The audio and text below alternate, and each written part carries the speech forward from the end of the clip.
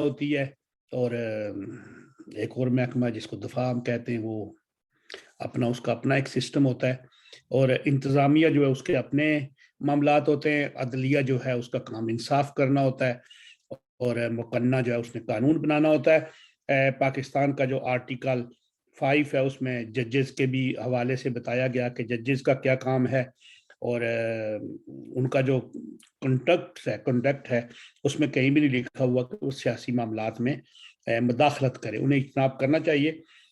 عدالتوں کو law and orders کے معاملات میں بھی حصہ نہیں لینا چاہیے، کیونکہ وہ تو ایک اور محکمے کا کام ہے۔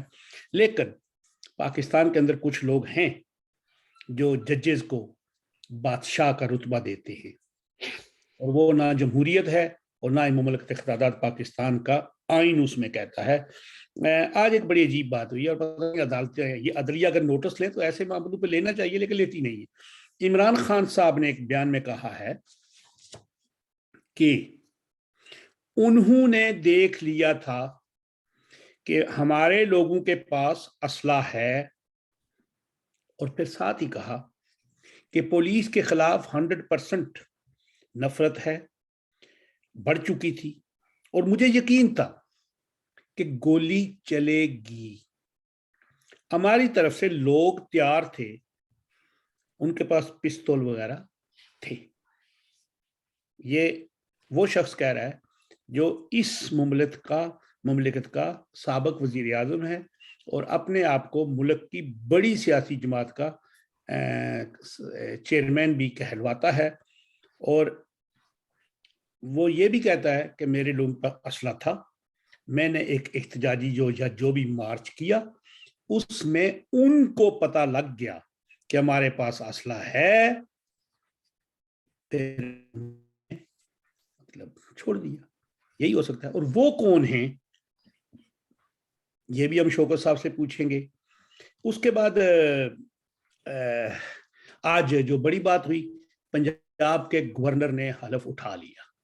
بلیغ الرحمان جو سابق MNA تھے، باول نگر سے تھے، بھاولپور سے تھے، نواز شریف کے بڑے ساتھی تھے، MNA، ان کے والد صاحب ایک بہت بڑے قابل ڈاکٹر بھی ہیں، اور انہوں نے آج حلف اٹھا لیا گورنر پنجاب کا، یعنی اور ساتھ ہی جو وہ تھے نا ایڈوکیٹ جنرل پنجاب کے وہ ان کے وہ اویس احمد، انہوں نے فوراً استعفیٰ دے دیا۔ انہوں نے کہا اب ویسے ہی مانگ لیں گے تو کریں گے۔ اس کے بعد شوکت صاحب سے ایک اور بات عرض کرنی ہے کہ چیئرمین نیب پاکستان میں ایک نیا نام آ رہا ہے، جسٹس باقر رضوی۔ تو اس کے بعد جسٹس فائز عیسیٰ صاحب نے بڑا خطرناک خط لکھ دیا پھر ایک، اور اس کے بعد جو بڑی بات یہ ہے کہ پی ٹی آئی کے ایک MNA تھے سابق، جو ان کے تھے وہ ممبر ان سلیم الحق، انہوں نے کہا کہ خاتون اول کو بھی لانگ مارچ میں لایا جائے اور مظاہروں میں لایا جائے، کیونکہ وہ اتنی باعزت نہیں ہے جتنی ہماری دوسری بھی باعزت ہے، یعنی برابر کی عزت ہے، تو لہٰذا ان کو بھی لایا جائے۔ فواد چودھری صاحب نے کہا کہ وہ غلطی نہ کریں وہ کہ اگلے 40 سال تک زرداری اور شریف خاندان کو پھر یہ ملک دے دیں۔ یہ بات ہے۔ اب چلتے ہیں شوکت صاحب کے پاس۔ السلام علیکم جی۔ جی وعلیکم السلام۔ میں نے جلدی کیا کہ ٹائم بڑا ہمارا کمزور ہو جاتا ہے۔ وہ آپ نے تو درست چیزوں کی نشاندہی کی ہے۔ یہی 2-3 چیزیں جو اصل بات یہ ہے کہ چلو عمران خان صاحب کے کارکنان کے پاس اسلحہ تھا یا نہیں تھا، بہرحال ان کا اعتراف جو ہے وہ جائز برآمد بھی ہوا تھا، لیکن وہ کبھی انہیں خود کہہ دیا ہے۔ میں تو کہتا ہوں نا وہ تو اب اوسٹڈ پرائم منسٹر ہے، جن کے خلاف عدم اعتماد ہوئی، اور اس کے بعد جو احتجاج یا جس طرح کی وہ تحریک چلا رہے ہیں وہ تو سب کو ہی پتہ ہے۔ اصل سوال یہ ہے کہ ایک سٹنگ چیف منسٹر جو PTI کے ہیں، KP کے والے جی، اور وہ KP کے ہیں، کل انہوں نے خطاب کیا اور انہوں نے کہا کہ میں افغانستان جا کے پناہ لے لوں گا، اور ساتھ میں انہوں نے اپنے یہ بھی کہا کہ ہم پشتون اور افغان جو ہے وہ ایک ہیں. اب آپ یہ دیکھیے کہ ایک اور ساتھ میں انہوں نے کہا کہ ہم پچھلی دفعہ تو تیاری نہیں تھی. پھر جو پاکستان کے جو انٹیریئر منسٹر ہیں، ایک آدمی لندن میں بیٹھ کے کہہ رہا ہے کہ میں 5,000 پاؤنڈ دوں گا ان کی اگر کوئی مونچھیں مونڈ دے، اور جو سٹنگ چیف منسٹر ہے کے پی کے کا، وہ انہیں کہتا ہے کہ ہم آپ سے نپٹیں گے. اور ایک سابق منسٹر جو گنڈا پور صاحب ہیں، وہ ان کو کہتے ہیں کہ میں رانا ثناء اللہ کے گھر میں گھس کے اس کو قتل کروں گا. اب آپ نے بات ہی کر دی، سن لیں. میاں اسلم اقبال ایک ہیں لاہور سے، جی انہوں نے کہا شہباز شریف، حمزہ شریف، میں تمہارے گھر کے بیڈ روم میں بم دھماکہ کر دوں گا، خود باندھ لوں گا. وہ تو خیر ان کے گھروں میں تو چلو وہ مارے یا نہ مارے، ان کے تو لیڈر نے کہہ دیا تھا کہ میں پاکستان پہ مار دوں گا.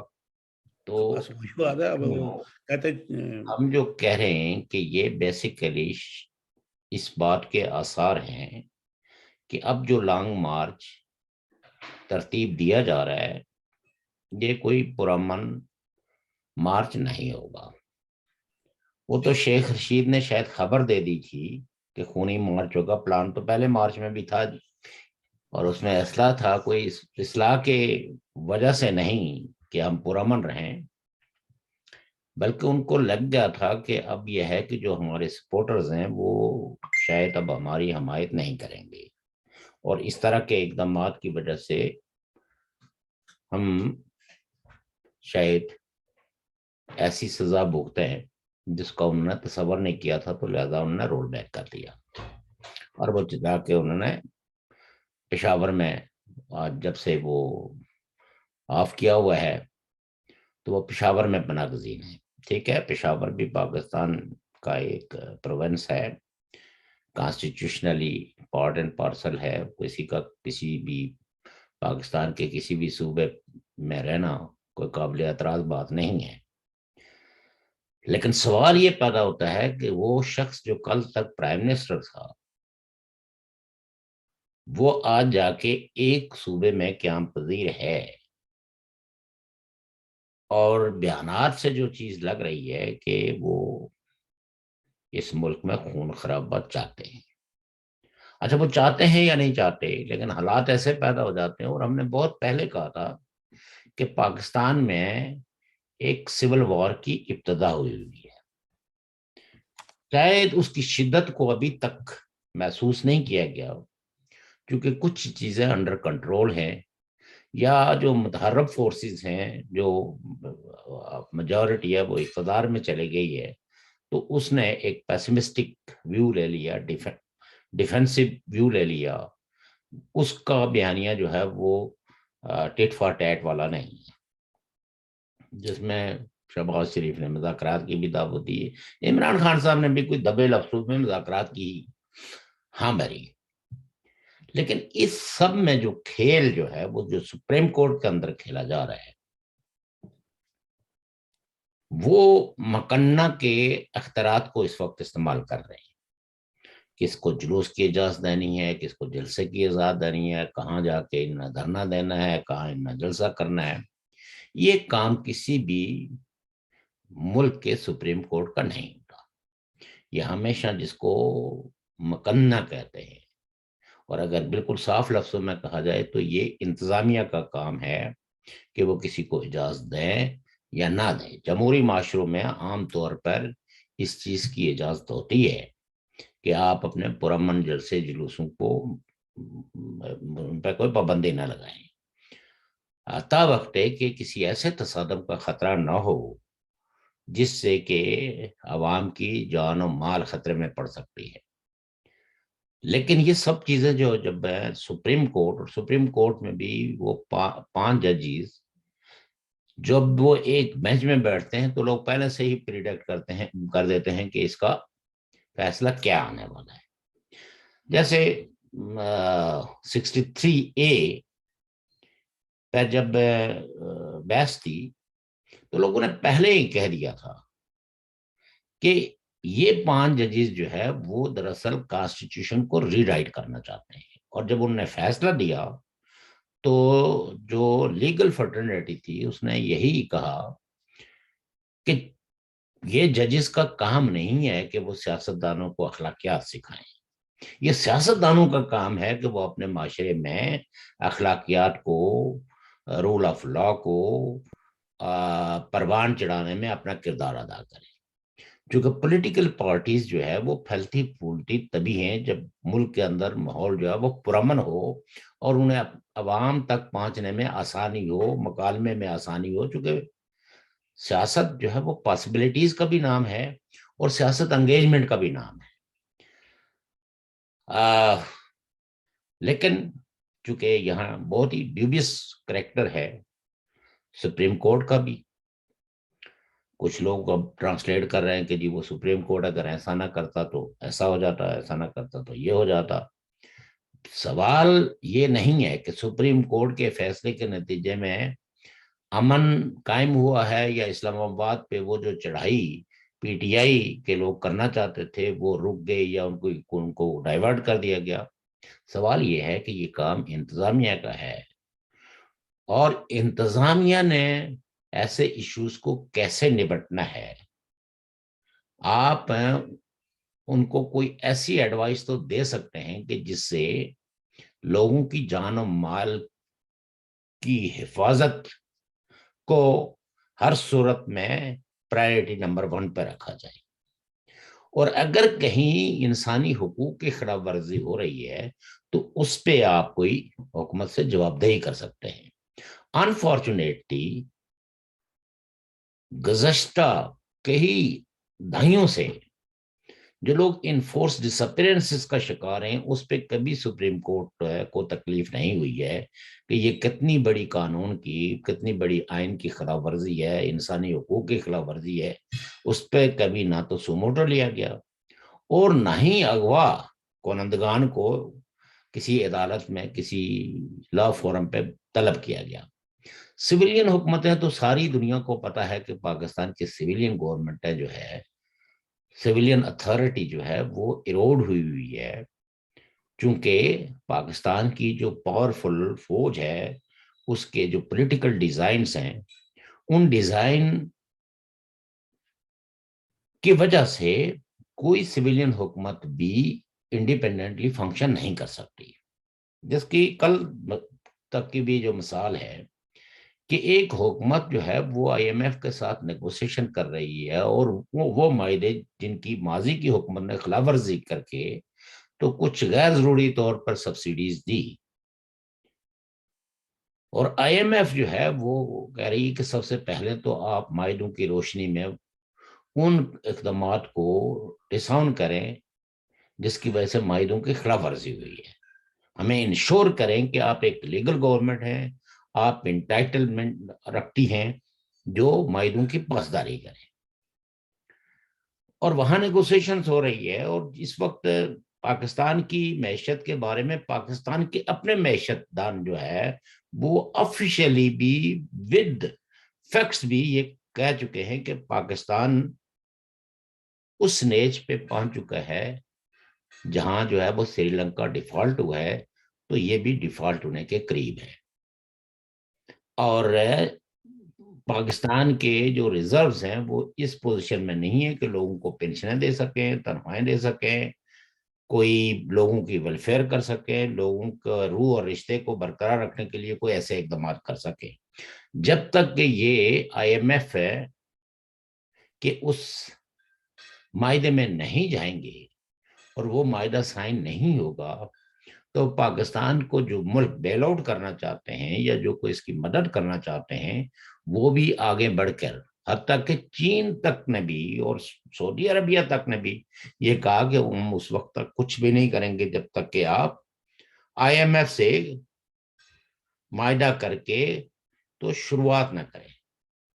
ایسے میں فوجی جنرل جو ہے وہ موجودہ حکومت کو کہتے ہیں کہ آپ جون کا بجٹ پیش کریں, IMF کے ساتھ معاہدہ کریں, اور اس کے بعد الیکشن ڈکلیئر کریں.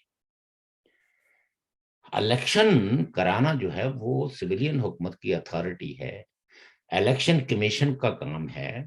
اور پھر ایک کانسٹیٹیوشن کے اندر ایک پروسیجر دیا گیا ہے, اور اس پروسیجر کے مطابق ہے جو اسمبلی کی مدت ہے وہ حکومت ہے اس کو پورا بھی کر سکتی ہے, اور اگر کچھ مجبوریوں کے تحت وہ ارلی الیکشن میں بھی جا سکتی ہے. یہ سب جمہوریت میں اور پاکستان کے کانسٹیٹیوشن میں ہے, ان میں سے کوئی بھی انکانسٹیٹیوشنل بات نہیں ہے. اگر آج کی حکومت ہے یہ کل الیکشن کا اعلان کر دے کہ ہم مطلب یہ کہ ہم ریزائن کر رہے ہیں, ایک عبوری نگراں حکومت بنا رہے ہیں, تو یہ وہ کر سکتے ہیں. لیکن جس وقت فوج جنرل جا کے تو ایک سویلین پرائم منسٹر کو جو اسمبلی کے ووٹوں سے بنا ہے اس کو جا کے یہ کہنا کہ آپ فوری طور پہ الیکشن کروائیں, تو اس سے آپ کو اندازہ ہوگا کہ پاکستان کی جو آرمی ہے وہ کتنی سیاسی ہے, اور وہ سیاست میں کتنے اپنے انٹرسٹ کے حوالے سے وہ واچ کرتی ہے اپنے انٹرسٹ کو. اور اب یہ جو تنقید ہے چاہے وہ عمران خان کی طرف سے ہو یا دیگر لوگوں کی طرف سے, اس میں آرمی کا یہ جو 75 سالہ دور ہے, اس دور کو کسی نہ کسی نے تو اکاؤنٹ میں لانا تھا. وہ چاہے عمران خان اپنے داخلی تضاد کے اندر کہہ رہے ہوں یا نواز شریف اپنے تجربات کی روشنی میں کوئی بات کہہ رہے ہوں, لیکن جو دونوں طرف سے جو باتیں کہی گئی ہیں, کیوں مطلب یہ ہے کہ آرمی کے یعنی جو آرمی چیف کے انڈر جو ہے وہ کمانڈ ہے, اس کے بارے میں وہ یہ سوال اٹھا رہے ہیں کہ you have no right to adapt neutrality. وہ ماضی کی روشنی میں, ماضی کے کردار کی روشنی میں وہ کہہ رہے ہیں کہ اس سٹیج پہ آپ جا کے نیوٹرل نہیں ہو سکتے کیونکہ اقتدار میں لانے والے آپ ہیں. تو دراصل وہ ان سے پوچھ رہے ہیں کہ کہاں مجھ سے کوئی گستاخی ہو گئی ہے, کہاں کوئی غلطی آپ کی شان میں ہوئی ہے. تو لہٰذا انہوں نے آرمی اور امریکہ کے ڈانڈے ملا کے یہ کہا کہ میرے خلاف ایک کنسپائریسی ہو رہی ہے, اور اس کنسپائریسی کے نتیجے میں امریکہ کو وہ کیوں مورد الزام ٹھہراتے ہیں, اس لیے کہ اتنی انہیں تو شد حاصل ہے کہ پاکستان کی آرمی بھی آزادانہ یعنی اس وقت تک کوئی فیصلہ نہیں, میجر فیصلہ نہیں کرتے جب تک کہ امریکہ سے انہیں اجازت نہ ملے. تو لہذا انہوں نے, وہ غلط ہے یا صحیح ہے, میں اس بیانیے پر نہیں جا رہا ہوں, لیکن آپ یہ دیکھیں کہ جو 2018 کے الیکشنز ہیں اس میں سب پولیٹیکل پارٹی جو آج اقتدار میں بیٹھی ہوئی ہے وہ یہ سارے کہتے تھے کل تک کہ یہ آرمی کے مینیجڈ مطلوبہ نتائج والے الیکشنز تھے. اس میں فیئرنس نہیں تھی, اس میں ٹرانسپیرنسی نہیں تھی, اور وہ جو کیا وہ اس کو مشین کو مجھے اس وقت وہ جو بیٹھ گئی تھی RTS, اور پھر کس طرح پولنگ ایجنٹوں کو باہر نکال دیا گیا, اور قریب 3 اسٹیشن جو بالکل شہری اسٹیشنز تھے, سیالکوٹ ہو گیا, راولپنڈی ہو گیا, دوسرے تیسرے, ان کے رزلٹ. اور انفارچونیٹ یہ ہے کہ ہمارے اس پورے عمل کے اندر اگر آپ دیکھیں تو آزاد کشمیر ان کی تجربہ گاہ ہے. سب سے پہلے مطلوبہ نتائج ہم برآمد کرتے ہیں کہ اسلام آباد میں جو بیٹھا ہوا ہے اس کی مرضی کی حکومت وہاں قائم کی جائے, اور اس میں دیکھتے ہیں کہ کوئی ری ایکشن ہے یا نہیں ہے. اور ڈیفینیٹلی آزاد کشمیر کے لوگ جو لینڈ لاکڈ ہیں, نہتے لوگ ہیں, جن کی کوئی اپنا انڈیجنس میڈیا نہیں ہے, وائسز نہیں ہے, کوئی ہیومن رائٹس کا کوئی سیکشن آپریٹ نہیں کرتا, تو وہاں یہ مطلوبہ نتائج برآمد کر کے تو پھر ان تجربات کو دہراتے ہیں پاکستان میں. اب پاکستان میں ظاہر ہے کہ اس پورے عمل کے اندر کچھ نہ کچھ سیاسی پارٹیوں نے اپنے تہیں کچھ نہ کچھ جرات کر لی ہے کہ وہ اب رانگ ڈوئنگس کو انڈورس نہیں کرتے, بلکہ دھیمے لہجے میں ہی صحیح لیکن آرمی کے اس پولیٹیکل افیئرس میں مداخلت کے خلاف بات کرتے ہیں، وہ چاہے پیپلز پارٹی ہو، وہ چاہے نون لیگ ہو، وہ چاہے جے یو ایف ہو، یا جو دیگر نیشنلسٹ پارٹیاں ہیں جو پرو پارلیمانی ڈیموکریسی پہ یقین رکھتی ہیں اور اس ڈیموکریٹک پروسیس میں حصہ بھی لیتی ہیں. کچھ تو وہ لوگ ہیں نا جو یہ کہتے ہیں کہ پاکستان میں جمہوریت کبھی پھل پھول سکتی ہی نہیں ہے، پاکستان میں کبھی لوگوں کے رائٹس جو ہے وہ پروٹیکٹ ہو ہی نہیں سکتے.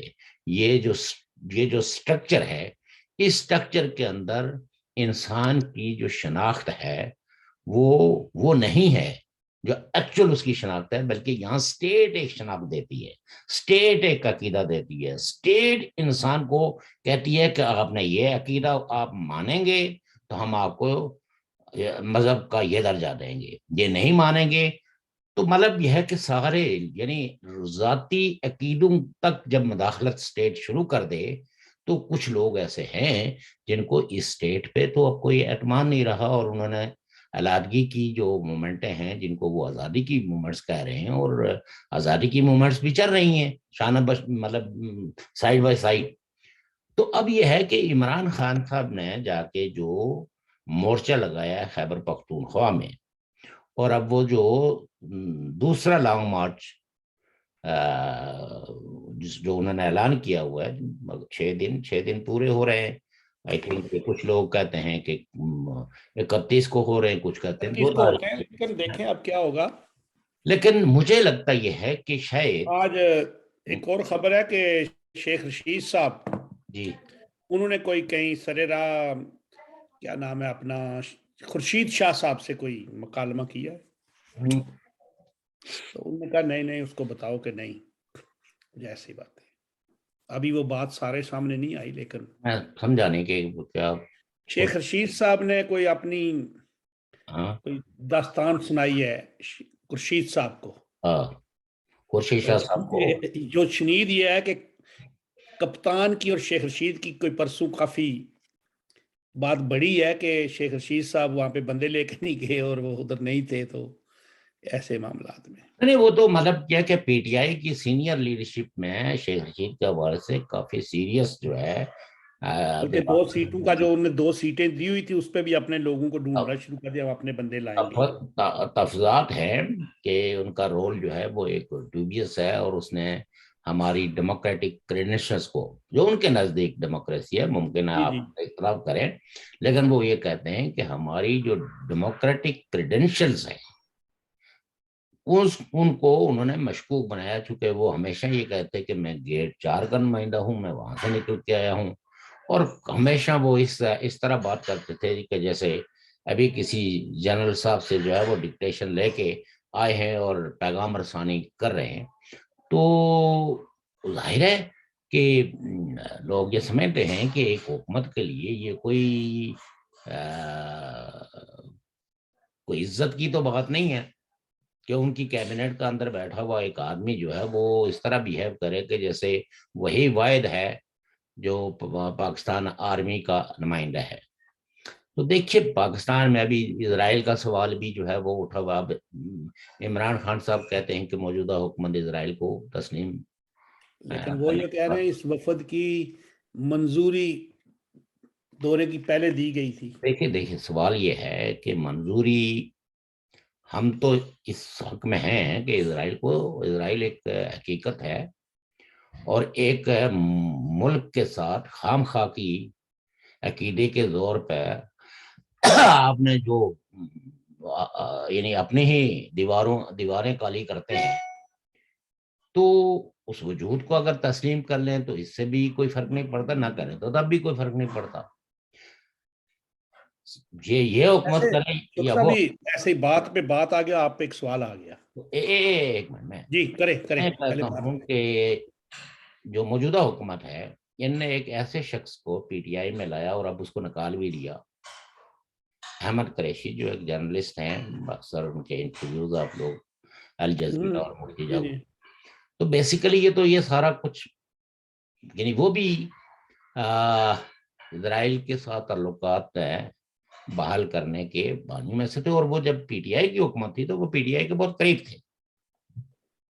بعد میں اس حکومت نے بھی ان کو اڈاپٹ کیا، لیکن پھر کچھ پریشر یا کیا وہ ہوا، شاید مولانا فضل الرحمان سے ڈر کے تو انہوں نے ان کو فارغ کر دیا۔ تو یہ جو وفود ہیں بیسیکلی پی ٹی آئی کو تو انٹرنیشنلی جو یہ ایسے تو نہیں تھا نا کہ وہ جو ہنری کسنجر تھے وہ گل حمید، جنرل گل حمید کو کہتے تھے کہ take care of over boy, یہ ایسے تو MI6 نہیں ان کو کہتی تھی۔ یہ سب چیزیں ایسی ہیں جو ریکارڈ میں، ہم اپنی طرف سے کچھ بھی نہیں کہہ رہے۔ تو بہرحال عمران خان صاحب کی جو ذات ہے، جو ان کی کریڈینشلز ہیں، ان پہ تو سوالات موجود ہیں کہ ان کا نیشنل ایجنڈا کیا ہے اور انٹرنیشنل ایجنڈا کیا ہے، لیکن سمپل بات یہ ہے کہ ان کے دور میں جو گورننس تھی وہ زیرو تھی، ان کے دور میں پاکستان کی معیشت کا برا حال تھا، بے روزگاری بڑی ہے، مہنگائی بڑی ہے، لا لیسنس بڑی ہے، اور جمہوریت کو ایک جمہوری حکومت کے تسلسل میں اگر دیکھا جائے تو مضبوط ہونی چاہیے تھی، وہ کمزور ہوئی ہے۔ اور پھر انہوں نے اس ہاؤس، جس ہاؤس نے ان کو وزیر اعظم بنایا تھا، اس ہاؤس سے کہ اس فیصلے کو انہوں نے انکار کر دیا ایک سازش کا نام دے کے۔ میں تو کہتا ہوں کہ یہ جو حکومتیں ہیں، یہ جو ابھی جو حکومت ہے اتحادی حکومت، اتحادی تو سارے ان کو سلیکٹڈ کہتے تھے، پارلیمانی اس اسمبلی کو جعلی کہتے تھے کہ یہ دو عنصر دھاندلی کے نتیجے میں بنی ہے۔ تو ان کو تو عدم اعتماد کر کے تو اور کوئی بزنس نہیں چلانا چاہیے تھا، یہ کہتے کہ ہم الیکشن کی طرف جا رہے ہیں تاکہ ہم مینڈیٹ لوگ عوام سے ایک فریش مینڈیٹ لے کے تو بہتر پالیسیاں ترتیب دے سکیں۔ وہ کام تو انہوں نے نہیں کیا۔ اب یہ گورنمنٹ جو ہے وہ بضد ہے کہ ہم اپنی مدت پوری کریں گے، کیوں کہ انہوں نے جو فیصلے لیے ہیں ان فیصلوں کی روشنی میں اگر انہوں نے عوام کو کوئی ریلیف نہیں دیا تو وہ جو عمران خان صاحب کا سارا بوجھ ہے، اور جو اپنے تہیں وہ سارا خوشیاں بھی بناتے ہیں کہ ہمیں جن سوالوں کا سامنا ہوتا عوام کے سامنے، وہ اب یہ سامنا کریں گے۔ تو لہذا یہ ہے کہ پاکستان میں نہ صرف عدم استحکام ہے، نہ صرف پولیٹیکل انریسٹ ہے، بلکہ کسی وقت بھی یہاں سول وار کا آغاز ہو سکتا ہے، کیونکہ یہاں مسلح گروہ آپ کو پتہ ہی ہے کہ کہیں ایک مذہبی مسلح گروہ ہیں، اب پولیٹیکل پارٹیز بھی اگر بندوق لے کے چل رہی ہیں تو اس کا نتیجہ کیا ہوگا؟ نتیجہ تباہی اور بربادی اور لڑائی جھگڑے اور خون خرابے کے، تو اس کے علاوہ کچھ نہیں ہوگا۔ تو میں یہ سمجھتا ہوں کہ پاکستان کا جو اسٹیٹ انسٹیٹیوشنز ہیں وہ آج بھی سنجیدہ نہیں ہیں، وہ آج بھی ایئر کنڈیشن کمروں میں بیٹھ کے تو سوچتے ہیں مریں گے تو عوام مریں گے نا، ہمارا کیا ہے، ہم تو جو بھی جس کے ساتھ بھی مطلب ہم تو اس پوزیشن میں ہیں کہ پھر کسی پراکسی کو جو ہے وہ چھوٹی سی ایک بات کروں جی آپ جی سے؟ جی جی ضرور کریں۔ آپ نے وہ اسرائیل کی ہم نے بات کی ہے، اسرائیل کو تسلیم کرنا نہ تسلیم کرنا، میرا خیال ہے جس طرح ہم کہتے ہیں نا ہم کشمیری بنیادی فریق ہیں پاکستان اور ہندوستان کے درمیان، اصل مسئلہ تو ہمارا ہے نا۔ جی جی جی جی تو فلسطینیوں کی اپنی ایک حکومت جو ہے وہ ان کے ساتھ روابط اور اپنے سارا کچھ بڑھا چکی تھی۔ اس کے بعد مصر ہے، اس کے بعد سعودی عرب ہے، دبئی ہے، اور دبئی میں آج ایک نئی خبر سنیں، ابو ظہبی میں جو ایشیا کا سب سے بڑا مندر بنا تھا، اس کے لیے مزید اس کو بڑا کرنے کے لیے ابو ظہبی میں اس کا افتتاح ہوا ہے۔ یہ ہے مذہبی ہم آہنگی۔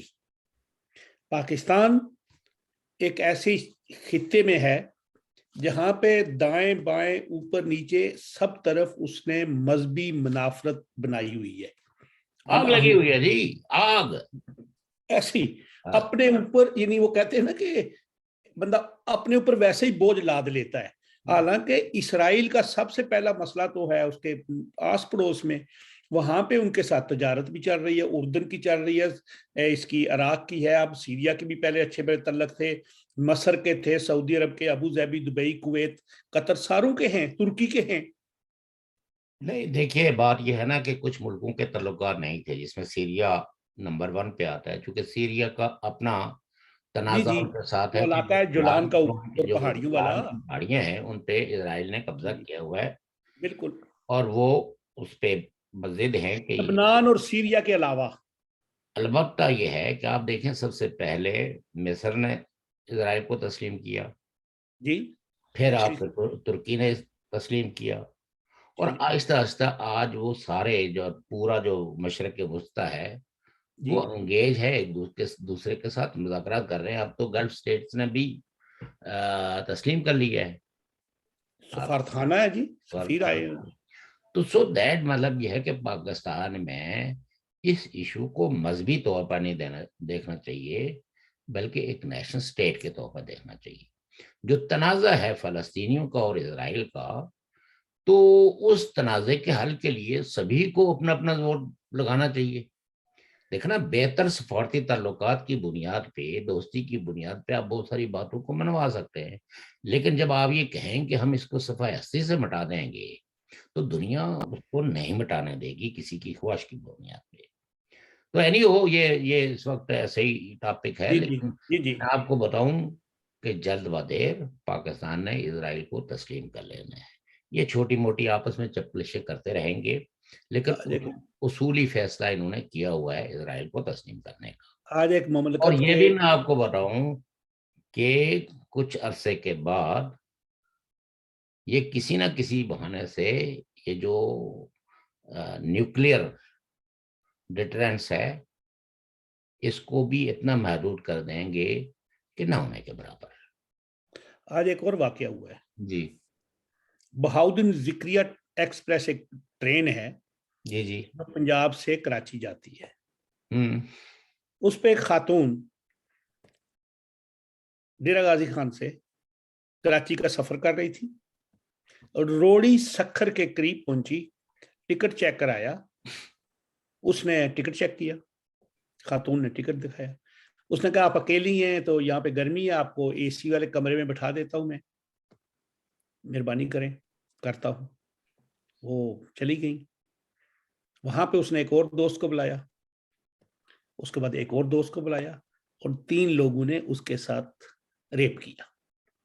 ٹرین میں؟ اب ریپ کیا، جی جی، اس خاتون نے کراچی جا کے لانڈی اسٹیشن پہ اتر کے پولیس کو رپورٹ کی، پولیس نے اس کا میڈیکل کروایا، اس کے بعد پولیس کے آئی جی نے پریس کانفرنس کی، انہوں نے کہا جی کہ یہ سیکورٹی جو ہے یہ ایک نجی کمپنی کے حوالے کی ہوئی گئی ہے پچھلے 2-3 سال سے، تو پولیس نہیں تھی اس کے اندر، اب ہم ملزموں کو ڈھونڈیں گے، ملزم فرار ہو گئے۔ یہ نہایت ہی ایک، میں ابھی اس کو کیا لفظ نہیں میرے پاس آتے، انتہائی نہیں، وہ گھٹیا۔ لفظوں کی کیا بات ہے، یہ تو پاکستان میں جو ہے نا وہ روٹین بن چکا ہے۔ ہمارے ادھر جو ہے نا وہ ممبر کی ایک خاتون ہے، ماریہ طاہر، وہ تو آپ مقدمہ لڑ رہے ماریہ ہیں، مجھے طاہر، پتا ہے، جو بچاری جو ہے وہ شاید ہی صاف صاف، کوئی کورٹ ہو، supreme court, session court, high court, اسلامی کورٹ، سب جگہوں پہ اس نے انصاف کی دعائی دی، لیکن اس کو کسی نے انصاف مہیا نہیں کیا۔ کسی نے اس نبی کی، جس کے یہ سارے ماننے والے ہیں، اس کی ایک امتی کے سر پہ دلاسا بھی نہیں دیا۔ اور اب جو جس طرف وہ بڑھ رہی ہے تو ان لوگوں کو سمجھ آ جائے گی کہ ایک تنہا عورت کے ساتھ گینگ ریپ ہوتا کیسے ہے، اور اس کا انجام لوگوں کو کیسے بھگتنا پڑے گا۔ اینی ہو، یہ پاکستان میں لالسنس ہے، میں کہتا رہتا ہوں۔ لیکن یہ عدالتوں کے وہاں پہ نوٹس نہیں لیتی۔ نو نو نو نو، وہ عدالتیں کہاں نوٹس لیتی ہیں؟ عدالتیں تو نوٹس لیتی ہیں پولیٹیکل افیئرز کے اندر، اس پارٹی کو یہ کرنے دو، اس پارٹی کو یہ نہ کرنے دو، اس پارٹی کو وہ حق دو، اس پارٹی کو یہ حق نہ دو۔ عدالتوں کا کام جو ہے وہ چاہے پی او کے کی عدالتیں ہوں، چاہے پاکستان کی عدالتیں ہوں، یہ وہ، مجھے افسوس سے کہنا پڑتا ہے کہ یہ وہ نمائشی عدالتیں ہیں مطلب جس ملک میں رپورٹڈ کیس ہو، یونائٹڈ نیشن نے لسٹ جاری کی ہو، اور وہاں جو ہے وہ ماما قدیر اور ان کے ساتھی جو ہے گزشتہ 6-7 سال سے مسلسل کیمپ لگا کے بیٹھے ہوئے. یہاں کے چیف جسٹس کو شرم آنی چاہیے. ایک دفعہ تو اپنے اے سی کے کمرے سے نکل کے وہاں جاتے ان کو سنتے، یا اس پہ سو موٹو لے کے ان کو بلاتے اپنی عدالت میں کہ آئیں اور مجھے بتائیں کہ کنہوں نے جو ہے نا وہ کیا. یہ ادھر تو طاقتور بیٹھے ہوئے ہیں نا، طاقتوروں کی طرف دیکھنے کی یہ جرات بھی نہیں کر سکتے. اسی لیے ہم اس ملک کا کوئی مستقبل نہیں دیکھتے کہ جہاں انصاف کا یہ عالم ہو، انصاف کی کرسی پہ بیٹھے ہوئے لوگوں کے ایسے رویے ہوں کہ اپنے ذاتی باعث ذاتی مفاد کے لیے جو ہے ان کو ایک خطرہ لاحق ہوتا ہے کہ یہاں اگر پولیٹیکل حکومت اسٹیبل ہو گئی تو پھر وہ سوالات اٹھائیں گی کہ آپ نے سال میں کتنے کیسز سنے ہیں، کتنے لوگوں کو انصاف دیا ہے، کتنے لوگوں کو کیفر کردار تک پہنچا ہے. تو یہ تو صرف بیٹھ کے کمروں میں جو ہے وہ سیاست کرنا چاہتے ہیں. اور وہ جو آپ نے قاضی فائز عیسیٰ صاحب کو، یعنی ایک ان کا اپنا کولیگ جس نے ایک دھرنے کی رپورٹ کمپائل کر کے پیش کی، تو کوئی طاقتور ناراض ہو گیا ان سے، تو انہوں نے اپنے اس کولیگ کو ذلیل کرنے میں کوئی کسر نہیں چھوڑی. لیکن وقار وہ بھی ابھی بہت تھی. وہ تو سول سوسائٹی اور جو لیگل فرٹرنیٹی وہ ان کے ساتھ کھڑی ہو گئی، تو وہ فیصلہ ان کو ان کے خلاف وہ نہیں دے پائے.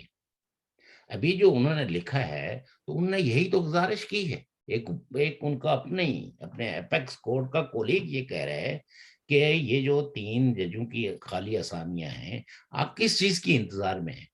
یہ اس حکومت کی انتظار میں ہے جس پہ یہ اثر رسوخ ڈال کے تو اپنے منظور نظر لوگوں سے وہ 3 خالی اسامیاں پر کرے.